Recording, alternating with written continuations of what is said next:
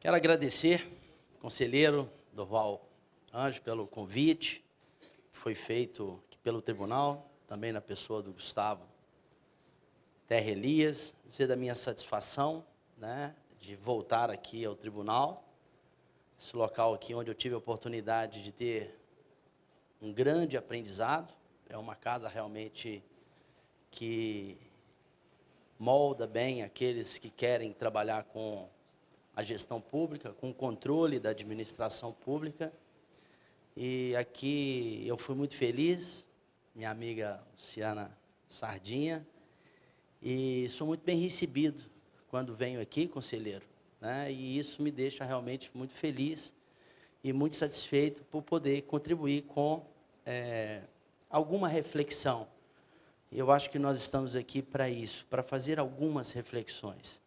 Aproveito para cumprimentar aqui vários amigos, companheiros de ouvidoria, desde o Dias, nosso ouvidor-geral da União, que está encarregado de uma missão importante, o Breno, da CGU, um amigo, o amigo Paulo Alquimim, ouvidor de polícia, a Vivian Belogia, o mais antigo do Brasil,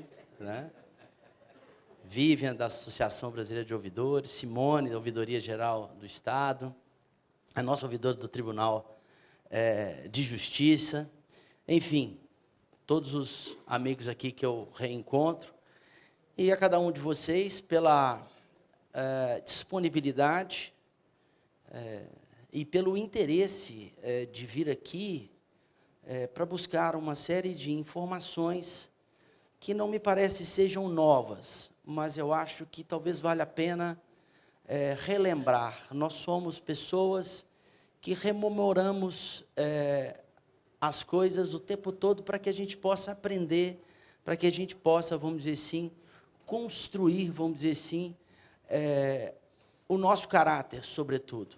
E talvez esse tema que me foi passado pelo Gustavo, para falar de um perfil, de um bom ouvidor, habilidades, atitudes, cuidado e responsabilidades, não sei se é possível a gente fazer aqui, como normalmente no Brasil a gente faz, de criar simplesmente um padrão e tecer, vamos dizer assim, dogmaticamente como a gente deve ser. Na realidade, nós somos seres singulares, somos seres únicos, temos uma história própria, uma interioridade própria. O ouvidor tem uma dimensão unipessoal que vai dar a tônica de como irá conduzir a sua ouvidoria.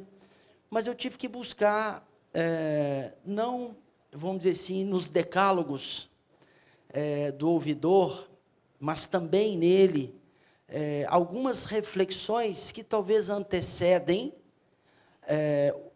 a própria atribuição do cargo, e tentar buscar alguma inspiração que seja argumentativamente favorável, que, ao mesmo tempo, inspire o indivíduo, antes dele ser ouvidor, e também a sua condição de ouvidor.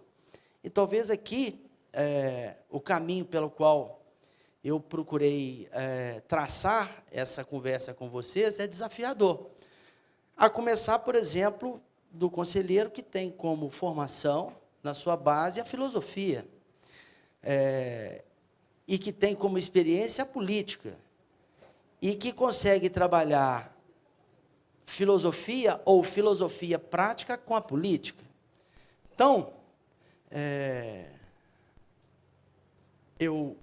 para onde eu...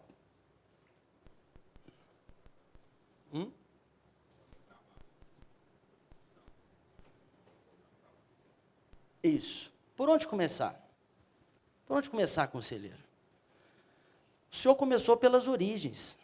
Falou da cidade antiga, falou das nossas reminiscências como sociedade, e é importante que a gente resgate isso o tempo todo, e talvez a sociedade contemporânea é tão atribulada, com tantos afazeres, talvez não tenha tempo de se dedicar para aquilo que parece ser simples no nosso cotidiano.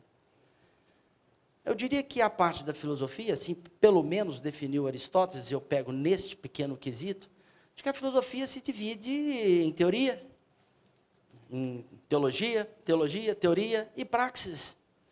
E a filosofia prática, ela tem na sua subdivisão, além da política, além da técnica, a ética. Pois bem, a gente precisa de fazer uma reflexão se a gente quer ser alguém na administração pública. Quem é ouvidor aqui? Levante a mão. Pois é, eu vou fazer a pergunta de novo. Quem é ouvidor aqui, independente de estar investido num cargo de ouvidor? Levanta a mão. Posso fazer a terceira pergunta? Quem é ouvidor aqui, independente de ter um cargo na administração pública e independente de qualquer coisa que seja e que passa a vida lidando com as suas dimensões cotidianas, que fala, que ouve, que dialoga, que briga, que respeita, que desrespeita. Quem é esse ser humano que ouve aqui? Eu creio que todos nós devemos levantar a mão. Somos todos ouvidores. Princípio número um daquilo que eu gostaria que vocês levassem daqui. Então, quando a gente fala de ética, as pessoas falam, pô, lá vem com essa conversa, né? Que conversa chata, que conversinha. Mas vamos fazer algumas poucas reflexões sobre isso, para a gente traçar nós, conjuntamente, consensualmente, mediadamente, um perfil de ouvidor? Quem somos nós, eu, você, para poder traçar um perfil de qualquer coisa que seja? Talvez, se a gente puder traçar conjuntamente esse perfil, a gente possa chegar numa conclusão razoável. Então, o que é, apenas para dar uma introdução, ainda que do ponto de vista conceitual, esse grande guarda-chuva que estuda os valores. Só existem valores onde há seres humanos e seres que pensam e que são capazes de deliberar. Tá certo? Todas as formas de pensamento, toda a forma com que o homem procurou descrever a vida e, ao mesmo tempo, atuar, né, como sujeito moral, está no campo de estudo de uma ciência chamada ética. Então, a própria ética é mais do que um valor. Ela é uma ciência que estuda os valores, ela é uma filosofia da moral. E o que é a moral? É aquilo que nós, como sujeito singular, individualmente, somos a partir de um sentimento e da maneira como nós filtramos a nossa estada no mundo e decidimos agir. Ou seja, constitui o existencial ético sujeito moral que tem senso e consciência moral. Então, ela é uma atividade do intelecto. E essa atividade do intelecto, essa capacidade que nós temos de pensar, é que vai permitir como nós iremos agir e interagir no mundo. Mundo fenomênico, mundo fenomenológico, mundo existencial, mundo que nós estamos, mundo que nós vivemos. Aquele que faz com que a gente levante, escove os dentes, vai para a mesa do café, vai para o trabalho, vai se relacionar com um colega de trabalho, vai criticar, julgar os colegas de trabalho, vai falar bem dos colegas de trabalho, vai falar mal dos colegas de trabalho, né? Vai falar na frente do colega, vai falar escondido do colega. E esse esforço da razão, ele nos indica o quê? A decisão para a melhor decisão, para que a gente possa atuar no mundo de tal sorte que a gente seja alguém que se aproxime da ideia de virtude, que são valores de uma sociedade, que são valores de uma comunidade, que são valores de um grupo, e que não existe necessariamente uma referência ou um padrão, ou aquilo que vocês chamam de código a ser seguido, senão algum tipo de referências de alguns princípios que a humanidade cultivou ao longo dos tempos e que a gente já entende como um valor de demasiada importância para que deles possamos fazer uso da melhor atitude na condição de ser vivente. Os animais não possuem valores, não é verdade? Você já viu a formiga sentir pena de alguém? Você já viu o vento fazer algo que não ventar? Porque este é uma dimensão humana, sobretudo. Então, a ética, ela é não só o sentir, o pensar, mas o agir e o atuar no mundo. É da conduta que nós fazemos um mundo melhor ou um mundo pior. Então, a partir daí, podemos refletir acerca do que é a ética. Ela é o pensamento para a ação e a ação regida pelo pensamento. Está claro isso para vocês? Está fácil de assimilar? Então, eu diria para vocês o seguinte: quando vocês precisam de tomar algum tipo de decisão na vida, das mais importantes às mais simples, qual caminho vocês costumam optar? E aqui, eu diria o seguinte: se vocês estão aqui, é porque se interessam pelo tema. Se vocês já disseram que são todos ouvidores, porque somos todos ouvidores, e imagino que nesta sala muitos têm a pretensão de trabalhar ou no controle de um modo geral, ou trabalhar como ouvidor nos órgãos que vocês fazem parte, ou fazer parte da equipe de ouvidoria, ou de certa forma estar interagindo com essa área, certamente você na condição individual de cidadão ou na condição de estar em uma atribuição de funcionário público, né? Servidor público, aquele que serve alguém, quem está do lado de lá é o cidadão, nós sabemos disso, e a gente precisa o tempo todo de optar. O existencial ético é um conjunto reiterado, permanente, perene, de decisões que temos que tomar na vida. Isso constitui e molda o caráter do ser humano. Isso molda aquilo que nós queremos ser como indivíduo, como ser humano, e isso dá a dimensão da humanidade de cada ser. E isso é importante a gente refletir. Então, o bem não é para se contemplar, o bem é para se fazer. Assim a virtude é o esforço para se portar bem, que define o bem nesse próprio esforço. Posso fazer uma pergunta? Quem gostaria de responder uma pergunta aqui, levanta a mão. Ela é fácil, qualquer um pode responder. Alguém? Você, qual que é o seu nome? Juliana. Você é de onde, Juliana? Buritizeiro, Minas Gerais. É só atravessar a ponte, não é? De Pirapora, não é isso? Então, vamos lá. Vamos supor que eu te desse um anel, e quando você colocasse esse anel no dedo, você ficasse invisível. Certo? A pergunta é: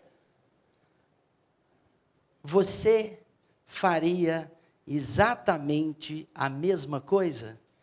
Com ou sem o anel? Qual que é a sua resposta? Faria? Tudo? Sem exceção?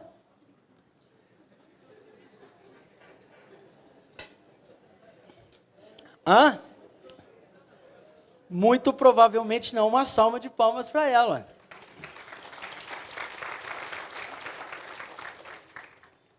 Imagine que vocês recebessem um anel, que ela passasse um anel para cada um de vocês, e vocês decidissem ficar invisíveis. Essa é uma pergunta que cada um deve responder para si mesmo. Ela não é uma pergunta, eu só fiz a pergunta e você muito corajosamente, que é uma virtude, né, respondeu, e eu gostaria que cada um de vocês refletissem doravante, pensando agora como servidor, como ouvidor e como um indivíduo que quer ser alguém virtuoso. Não adianta Constituição, não adianta lei, regulamentação, decreto. Claro, adianta, o direito tem um peso importante nessa lógica. Sou advogado de formação. E quero dizer que se a gente não se desenvolver e não fizer um grande esforço, e eu estou dizendo, cada um de nós, cada brasileiro, cada pessoa, em cada cidade, em cada estado, para ser melhor, nós, como corpo social, não seremos melhor. A dimensão da política é o quê? É uma comunidade ética que se reúne para fazer aquilo que é melhor para o grupo de pessoas. E a política pressupõe a reunião do maior número de pessoas com maior habilidade ética. E essa reunião define, como valores de uma comunidade, quais são as normas éticas que cada indivíduo deverá seguir, porque supõe que a soma de todos os indivíduos presentes na sua habilidade ética cria uma dimensão ética, que é uma ordem de grandeza que está na política para o bem de uma comunidade, mas cada um segue individualmente. É uma articulação construída pelos gregos. Professor, se eu estiver errado, pode botar o dedo e brigar comigo. Então, o que eu fiz? Eu, propositalmente aqui, eu escolhi, assim, de forma aleatória, não fiz um grande número de elementos, ou seja, das grandes virtudes, Luiz Cláudio, né? Grande comunicador aqui do Tribunal de Contas.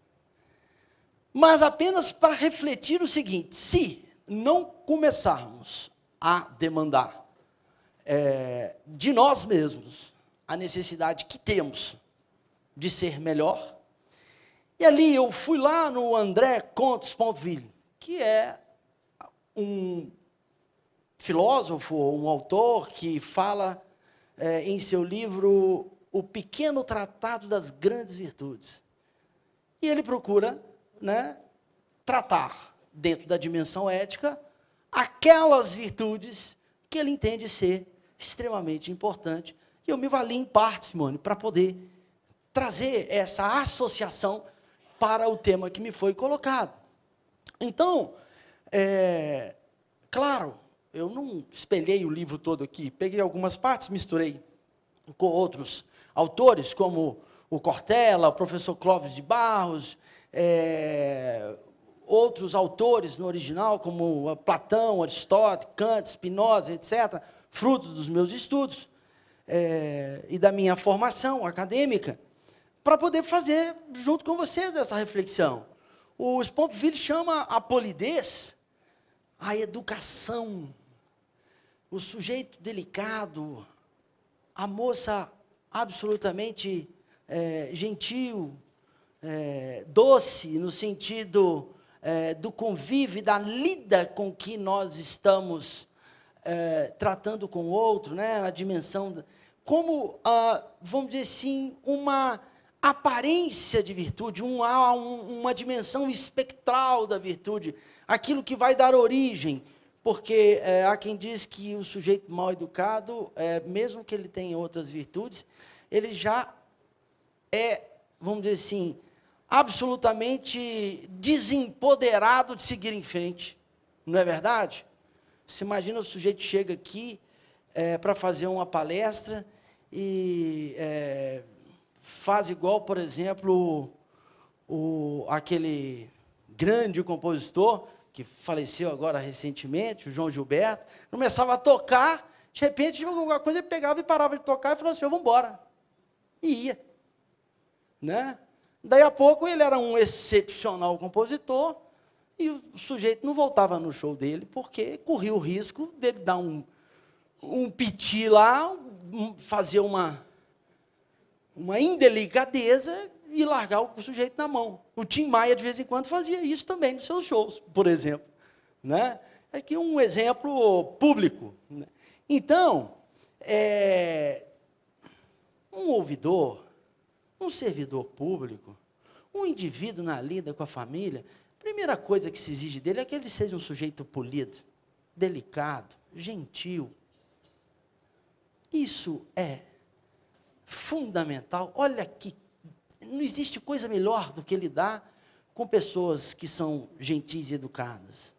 Né? E aí o seguinte, durante a Idade Média, a filosofia cristã, ela extraiu, vamos dizer assim, dos seus grandes clássicos gregos, a ideia de virtudes cardeais, que são aquelas virtudes que estão ligadas até à ideia, vamos dizer assim, de uma dimensão existencial que liga o ser ao divino, por exemplo.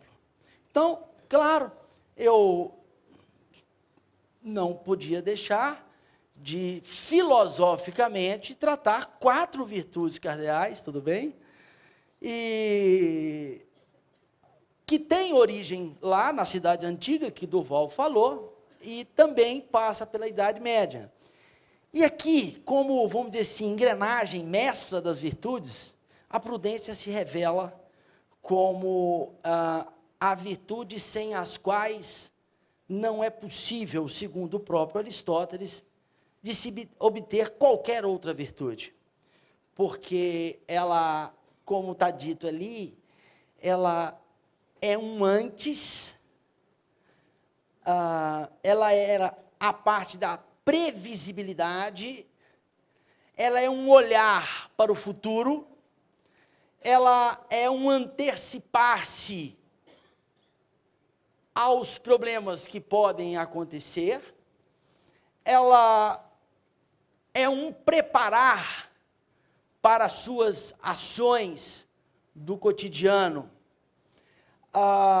ela tem uma profunda dimensão no intelecto humano, porque ela é fruto do pensamento, da razão, do conhecimento, aquele que tem a habilidade para verificar a todo momento e estar em vigília a todo momento. E aí muitos chamam essa virtude de bom senso. O legislador constitucional e o legislador constitucional, somente do direito constitucional e do administrativo, está aqui a doutora Luciana, uma grande doutora, professora de direito administrativo, acredito eu que o princípio da razoabilidade, posta lá nos nossos compêndios de direito administrativo e no artigo 37, espraiado na Constituição, é fruto de uma ideia de prudência, numa ideia, né, claro, Aristóteles gostava muito de proporcionalidades, porque ele entendia que as igualdades se dariam em dimensões proporcionais. Então, assim chamava como condição para todas as virtudes. Uma segunda virtude cardeal é a chamada temperança.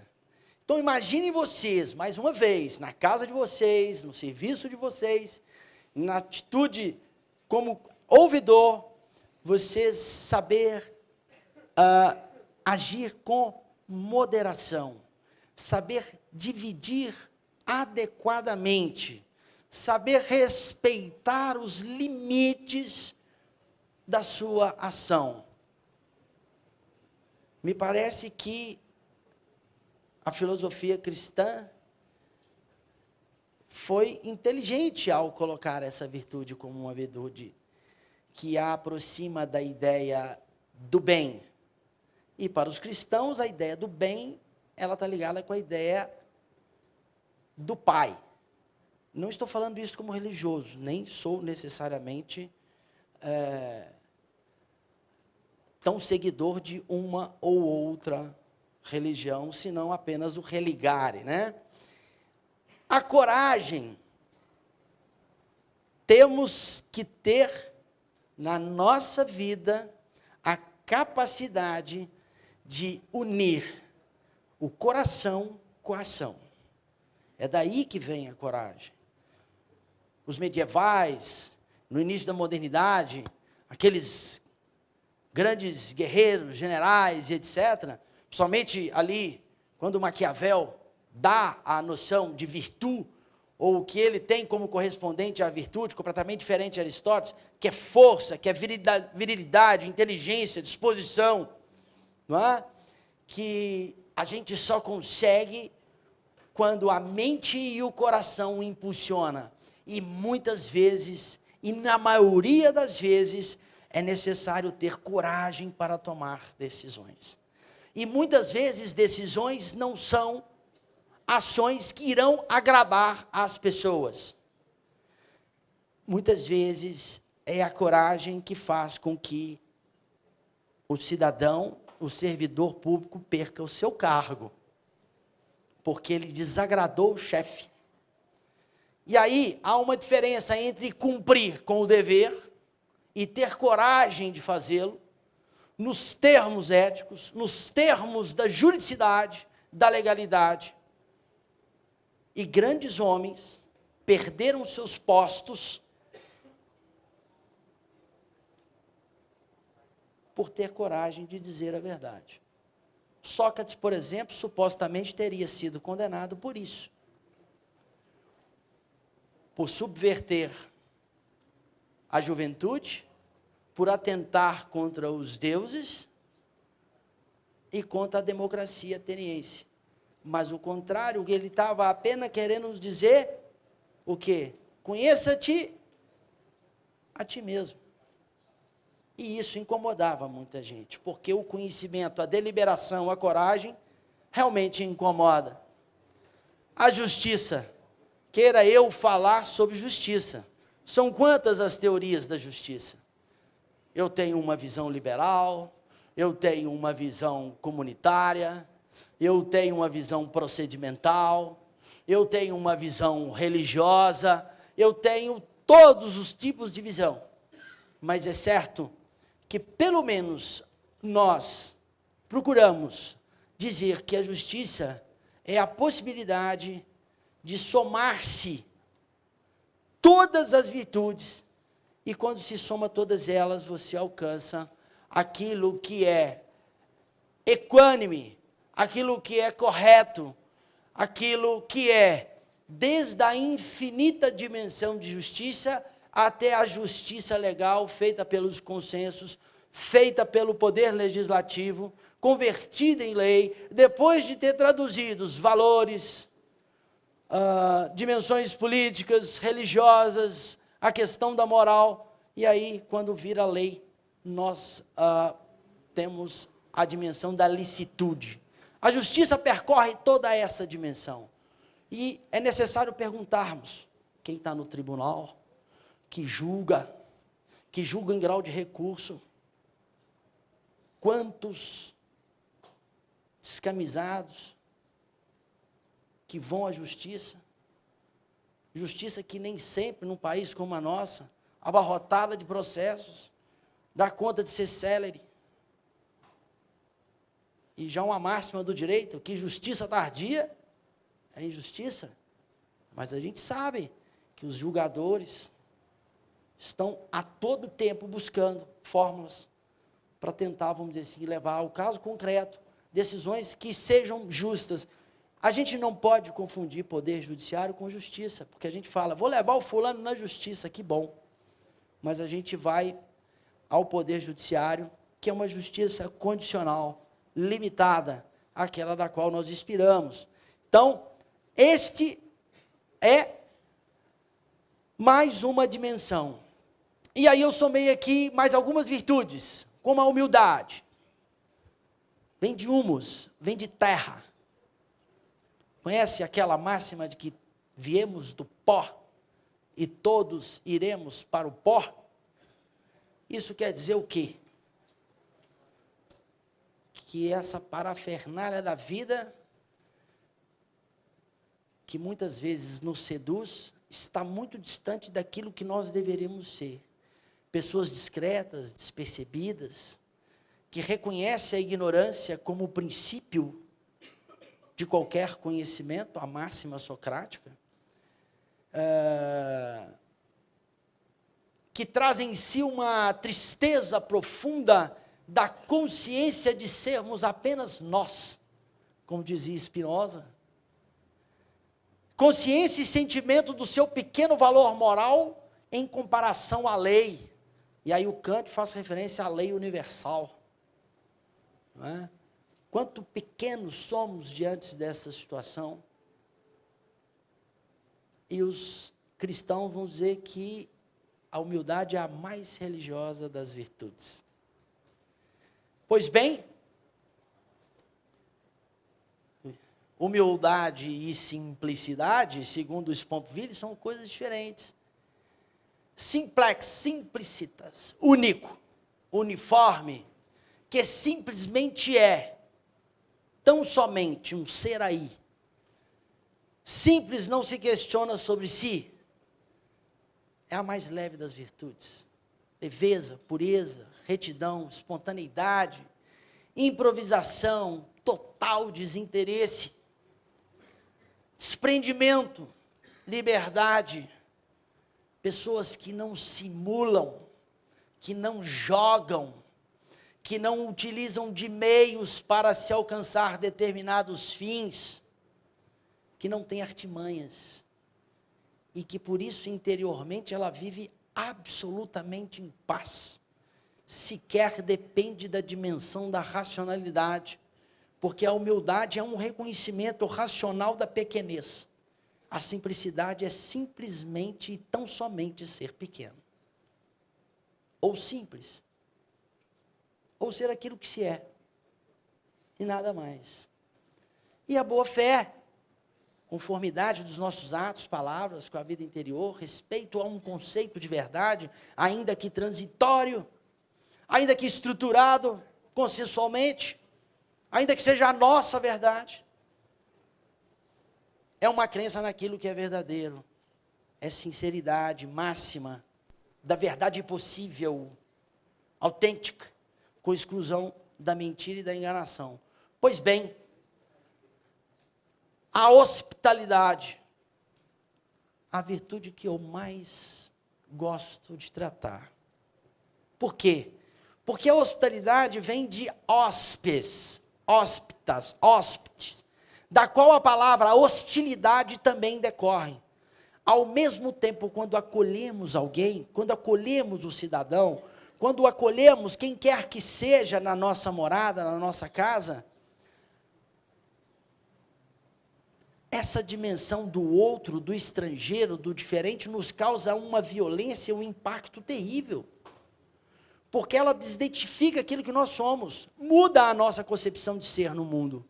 Então, nós acreditamos durante anos que o eu era muito mais importante do que o outro.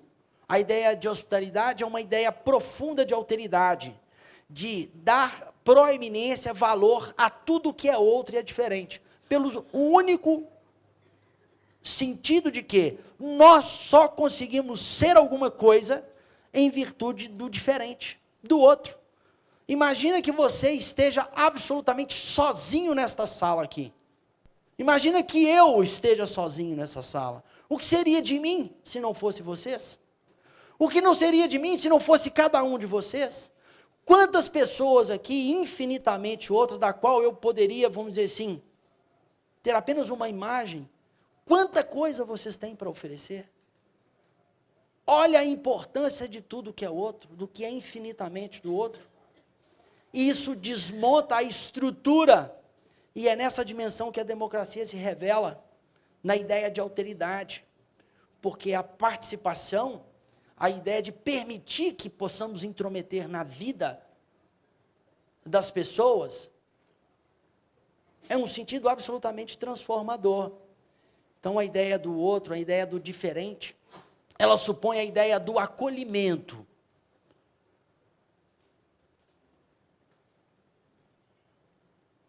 Quem acolhe? Em condições de acolher. Quem acolhe, acolhe em qualquer circunstância. Acolher sob condições não é acolher, é tolerar. Quem acolhe, acolhe infinitamente. Eu queria mais tempo para tratar desse assunto, mas eu não tenho. Essa virtude, ela é uma virtude da mais profundo deslocamento do ego para o alter. E isso leva à humildade. Isso leva a um autorreconhecimento de pequenez. Reflitam sobre isso. Pois bem, conhecendo bem, aplicando essas virtudes, nós, porque não posso falar de alteridade aqui, sem ter vocês como co-legisladores, co-participantes, formadores da opinião, formadores da vontade, instrumentalizando discursos, criando valores, para tecer e aplicar gradativamente as qualidades para ser ouvidor. Não sou eu que estou dizendo para vocês quais são as qualidades de um ouvidor. São vocês que estão montando, a partir da dimensão interior de cada um, o que vocês devem ser como sujeitos e o que devem ser como o papel que vocês exercem no teatro da vida. Neste caso, servidores e ou ouvidores. Pois bem, destaquei aqui, de forma mais objetiva, não tão menos importante, que tipo de habilidade precisamos ter, não só na vida, mas no exercício das nossas funções. Já foram ditas aqui, vamos repetir, vamos passar rápido aquilo que já foi dito, mas a atitude e atuar como ouvidor é eminentemente uma dimensão de ação comunicativa. O que significa que a comunicação ela é transformadora, porque a linguagem ela tem o seu aspecto textual, mas ela tem a sua dimensão transcendental. O sentido das coisas são formadas a partir do significante delas, ou seja, não há um sentido para qualquer lexo ou qualquer taxonomia de um conjunto de letras que formam um alfabeto. Isso só é fundado, estruturado a partir de cada um de nós, e é coletivamente. Por isso a dimensão da ética ou a dimensão dos conceitos são moldados ao longo do tempo de forma diferente, de forma a cada dia a gente conseguir, vamos dizer assim, explodir a dimensão da própria linguagem. Quero dizer, se você pegar a palavra linguagem, ela quer dizer tantas coisas e mais do que a própria linguagem. Um gato, o que um gato pode ser? Pode ser um gato animal, né? Pode ser um rapaz bem apessoado que as moças falam, nossa lá, aquilo é um gato, olha lá. Pode ser o cara que faz o gato aqui no poste para poder arrancar uma luz. Né? Pode ser aquele sujeito que é o gatuno, que pega ali um material escolar do outro, né? Quem pegou a minha caneta? Lá na repartição. Né? Tem sempre um dedo duro. Foi fulano. Pode procurar. Então, a gente estar comunicando é estar no mundo. A linguagem constitui o próprio ser. Sem a linguagem nós não somos nada. A nossa tessitura como ser existencial é feita e estruturada por meio da linguagem. E nós temos tanta dificuldade. Olha, dá uma tristeza quando eu abro as redes sociais para poder tentar entender o discurso, né? Do ponto de, não vou entrar nisso, mas o discurso das grandes tendências da contemporaneidade, terrível. Você é a mesma coisa de uma conversa de japonês com o alemão. Você imagina que dificuldade. É o que está acontecendo hoje nas redes sociais. E num pior dos mundos, uma repetição, sem conhecimento, sem conteúdo, sem contexto. São só palavras e muitas vezes são apenas navalhas. Cortam feito navalhas. Porque nós não aprimoramos a nossa dimensão do conhecimento. As palavras só transbordam quando transborda o conhecimento. Não há linguagem que não seja abastecido por essa troca, pela tristeza da leitura. A leitura é algo tão profundo, porque é a fusão de um leitor que não tem mais mão sobre a sua escrita e que funde no horizonte do ser, e que daí já não pertence mais, já é outra coisa. Olha que fantástico isso. Seres em expansão. Nós expandimos igual o universo, igual as estrelas. O ser, microcosmicamente falando, está em expansão, e a dimensão da expansão está na comunicação e no conhecimento. Vamos lá, dá para aplicar isso dentro da repartição? Dá para aplicar isso, parecendo o Linneu, né? Repartição lá da grande família, né? Bom relacionamento. Olha, ser ouvidor brigando com as pessoas não vai dar certo, pode ter certeza. Ser servidor não é recomendável, né? Mas que tem um povo que briga. Eu trabalhei aqui no tribunal, já trabalhei no governo do estado, estou na prefeitura. Cada lugar tem um tipo de briga diferente.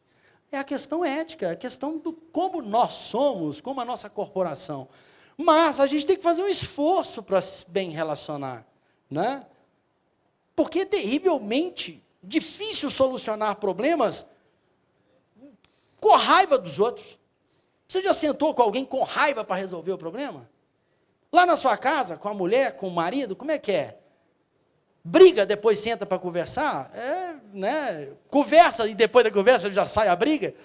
Né? Então, assim, é importante a gente ter paciência para que a gente consiga resolver os problemas.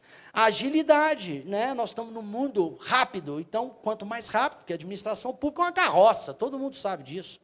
Né? Na administração pública, eu tinha um colega administrador público, falava assim, é o melhor lugar para trabalhar aqui, que a gente pode errar 10 vezes que não acontece nada. Então, a gente acaba aprendendo. Né? Então, não tem, vamos dizer assim, essa preocupação. A gente não pode se deixar influenciar, não pode. Sinceramente, a gente se deixa influenciar o tempo todo. O tempo todo, e a gente é mais influenciado pelo chefe. Né? O chefe manda, e aí eu vou fazer o quê? Eu vou perder o emprego? Não vou, então eu obedeço. E aí é o seguinte, para ser ouvidor não dá para ser assim, você tem que chegar para o sujeito e falar, olha, desse jeito não dá, mas é argumentativamente, não é peitando. Bateu na porta, o cara vai embora, beleza, volta amanhã.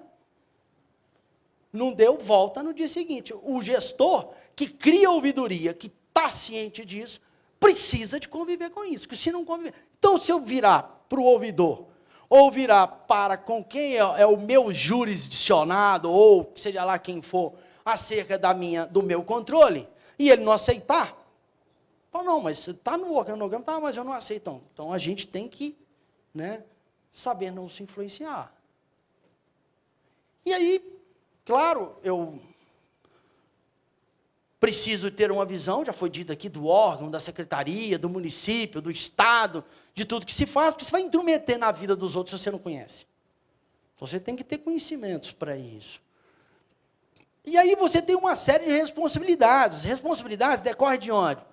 Luciana vai falar que decorre do quê? Da lei.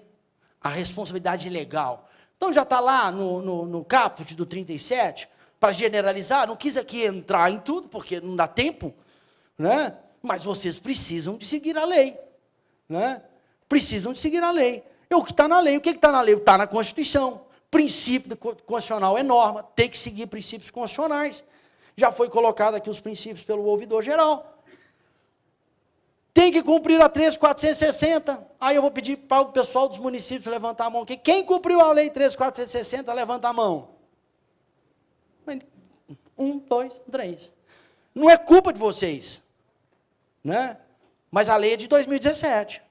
Então, felizmente, tem aqui um Tribunal de Contas, um ouvidor, que está de olho nisso. Por quê? Porque ele foi parlamentar, conhece as agruras dos municípios lá na ponta, sabe que o prefeito tem trilhões de coisas para cumprir, né? E até doido hoje quem candidata para ser prefeito, porque é muito difícil. A gente sabe disso, trabalhei fui superintendente na AMM, sei que tristeza que é, né? Tirando os municípios que têm, às vezes, boas receitas, né? Que consegue gerir, mas mesmo assim são só obrigações. A maioria dos municípios, 853 municípios em Minas, 490 abaixo de 10 mil habitantes. Uma pobreza, falta de dinheiro, que é um outro assunto que a gente precisa de tratar em uma outra situação. E ali, responsabilidade pela imparcialidade das decisões, por tratar com zelo e caráter todas as atitudes, dar publicidade. Os relatórios decorrem do princípio da publicidade. E, claro, eficiência, resultado. Né? Falava-se quando foi... Lembra, Luciana? A professora, a ministra Carmen Lúcia, falava assim, eficiência não é princípio, eficiência é fim. Né? É um chegar a um determinado resultado. Mas na Constituição, de fato, é um princípio que procura estabelecer economicidade, melhores práticas. E hoje a ideia de governança, né, deu musculatura para isso, felizmente. Essas nossas responsabilidades, como transparência, já falamos do ANEEL, o ANEEL mata a questão da transparência, é a questão da ética. Né, estar visível, fazer aquilo que você pode fazer na frente das câmeras, como aquilo que você, óbvio, aí eu estou falando como servidor público, tá? Regularidade, continuidade, ouvidoria sem dar resposta para as pessoas não é ouvidoria. A ideia de responsabilidade, aqui aquele triângulo de accountability, enfim, imputabilidade, transparência e resposta. Aprendi lá nas suas aulas, aqui, quando estudei aqui no Tribunal de Contas. Nunca mais esqueci. Atitudes, agir em conformidade com os princípios éticos, está lá atrás. Dentro das normas legais, está na Constituição, na 13.460, lá nas normas dos seus municípios, do Estado. Não se intrometer, não é da sua conta as questões de natureza política do órgão. Você pode até entrar em algumas questões, mas decisão, aqui no tribunal quem decide é o presidente com os conselheiros. Você influencia, você é capaz de levar argumentos, mas a decisão não é sua. Por isso é que nós somos, coloque isso na cabeça de vocês, ouvi isso de uma ouvidora em Portugal. A ouvidoria é a arte de coadjuvar. Somos coadjuvantes. É assim que ela dizia. O tempo todo, nós não somos atores principais, coloque isso na cabeça de vocês. Ator coadjuvante também recebe Oscar. Põe isso na cabeça de vocês. Tá bom? Mas para ser um ouvidor, eu já vou caminhando aqui, me dê mais 5 minutos para terminar. É necessário o quê? Você ter uma estrutura condizente para isso. Porque não adianta você ser um sujeito virtuoso de tal sorte, se a sua ouvidoria não tem estrutura, marco regulatório, regulamentação. E aí, eu coloquei ali, muito rapidamente, aquilo que o movimento de quem trabalha com ouvidoria tem como reflexão sobre o que seria minimamente algo que pudesse valer a pena ser ouvidor, que é ter autonomia administrativa e financeira, que a lei de 2004 da Ouvidoria Geral do Estado, não sei se a proposição é sua, ou lá... Eu criei a polícia, meio ambiente e sistema carcerário. Aí depois foi feito uma... Exatamente. A Ouvidoria Geral do Estado, por exemplo, foi considerada durante muito tempo, salvo uma revisão feita agora muito recentemente, que no meu entendimento mitigou a sua forma originária em alguns pontos, ela mantinha uma autonomia administrativa, orçamentária e financeira, foi feita uma Secretaria de Estado, né? Eu me lembro lá, lendo lá os anais lá da Constituição do Estado de Minas Gerais, que foi uma proposta do Gamboge, que ele coloca lá a ouvidoria do povo, em um dos artigos, como uma ouvidoria externa, extra-orgânica, um pensamento, está lá na Constituição até hoje, né? E isso não foi... certamente você estava lá na época, já não estava? Não, cheguei um mandato depois. O mandato chegou depois.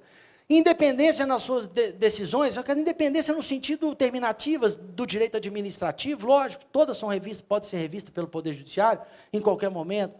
A questão do mandato e da garantia do ouvidor, olha, você imagina, você chegar para o cara que não quer te ouvir, e você não ter garantia para poder fazer o trabalho que tem para fazer, isso é muito difícil.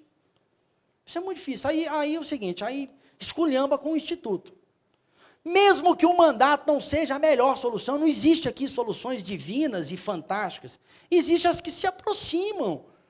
Então, se está investido de um mandato, tudo bem. Durante os 2 anos que você está lá, tirando uma situação, crime ou alguma coisa que o sujeito vai ter um procedimento administrativo para tirar ele de lá, mas o mandato é importante. Né? Porque isso dá independência e autonomia.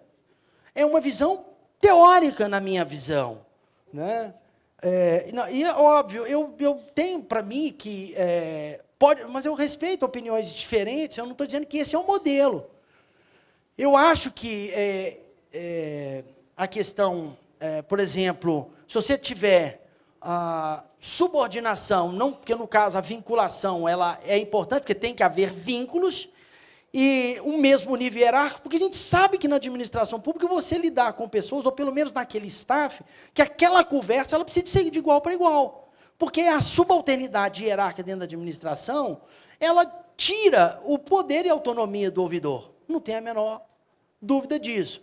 Então, assim, que fique muito claro que a questão aqui são debates de ideias, nada mais do que isso, são reflexões de quem vem estudando há um certo tempo esse mandato. Eu já estou praticamente no meu 3º período como ouvidor, já fui 2 vezes no Estado, por 2 mandatos, estou atualmente na Prefeitura de Belo Horizonte há 2 anos, são 43 mil manifestações por ano, e eu tenho lidado com essas coisas. E lá eu não tenho mandato, lá eu não tenho, vamos dizer assim, mas tem, engraçado, eu não tenho mandato lá. Estou falando que eu acho que o mandato é importante, mas em tanto quanto a gestão aceita como independente as decisões.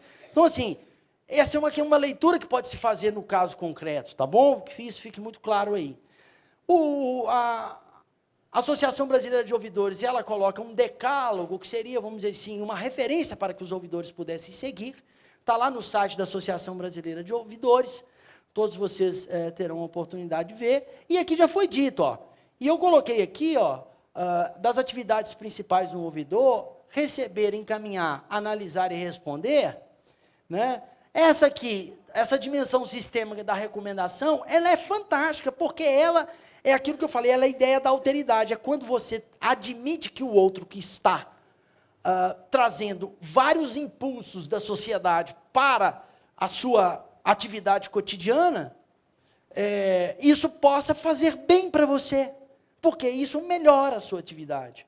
E esse é um ato de humildade. Então, enfim, o que eu pretendi, por exemplo, falar para vocês, e caminhando, evidentemente, aqui para o final dessa minha fala, e agradecer, evidentemente, a paciência de cada um de vocês, é de que eu me propus em estudar a democracia, o controle social. Eu tentei buscar na filosofia razões da existência dos postulados que constroem a juridicidade e da qual nós devemos seguir. Eu acho que o ser humano é um complexo e é preciso que a gente dê atenção e respeite cada um singularmente. O debate tem que ser de ideias. E homens grandes debatem ideias. Homens médios falam de coisas. E homens rasteiros falam de pessoas. Grande abraço, meu muito obrigado a todos vocês.